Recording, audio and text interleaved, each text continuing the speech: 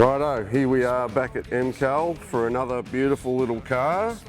Why don't you tell me about the story of this car and the story of the owner? I met Arthur in 2009 at the Bright Rod Run, and I actually saw the car and I actually approached Arthur to say if he wanted to sell it because I loved the shape and loved the look of the car. And he said no, unfortunately, but I ended up buying one for myself. And then about September last year, Arthur approached me about doing an LS conversion on these 53. And so we ended up doing a 6 litre with a 6L80, and we just rebuilt the diff for him with a true track. So we just ended up doing the cam and heads, some custom built exhaust system, radiator, aircon, power steering, all the usual niceties. Arthur had the dress up kit for the 409. We ended up painting the engine orange to give it the old school look. And we did a bit more detailing in the engine bay. We painted the engine bay as well. Yeah, this is probably pretty much it. All right. At the moment. What were the? Tell us about what mods we had to make to get the LS in there, because that's probably something that's you can't really tell because it looks so comfortable in there at the minute. So, what notching and what other things had to be fabricated? We've looked around and all the other LS conversions, especially in the early Chevs, because they've got such a tight rail. Would you want to put high mount, alt motor, or power steering or aircon? Right, keep it all low. Yeah. Keep it all low. So we kept the factory VE Commodore AC power steering and alternator, and we just actually reinforced and notched the chassis to keep it in the OEM position. And unfortunately we couldn't fit the factory aircon, but it was physically too big for the application, so we got an aftermarket aircon bracket and compressor, and it fitted in really well.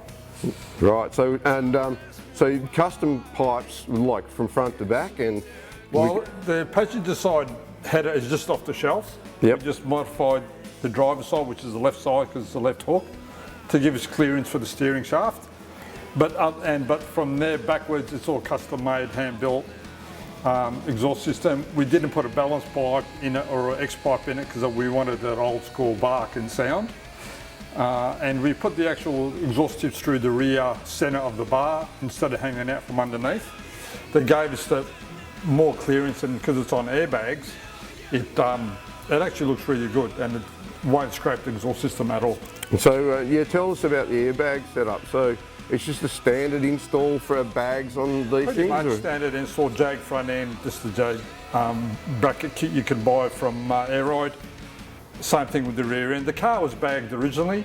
All we did is just refine a few things, put a new tank, new control system, and yeah, and it's e-brake as well, so it tidies up all the dash and gets that all happening. What sort of instrumentation are we talking about? We ran the e-brake because we didn't have any position for the factory handbrake or a foot brake, so we just put an e-brake system in it.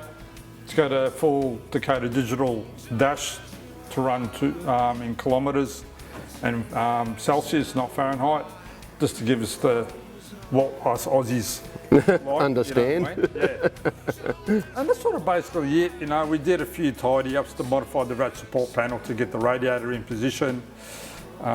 We wired the car from front to back. Everything's been rewired. Nothing's old whatsoever in it. We put electric windows in it as well. Apparently, we're the only Aussie ones to do the electric windows in the early Chevs as well. We modified the steering column to run the 6-speed auto still through the column, so we haven't and that's no floor shift. And that's a cable drive, yeah. Cable driven, so there's no linkages and stuff running through the engine bay at all. So it actually come up really good. Yeah, so you'll be a very happy man about now. Yes, yeah, that's. And what sort of numbers did it do at the dyno? Well, it was a 341 horsepower, and roughly at the wheels, that is, on the rollers, and that's roughly about 260 kilowatts. Great. Wild camshaft, nothing big. So it's just, it was really, the whole idea of this was to be a cruiser. Just a tough cruiser, and that's Yeah. what we wanted. You know, with the luxuries of a bit with aircon and power steering, it actually came up really nice. Yeah, no, he's going to be a very happy man. Another good job.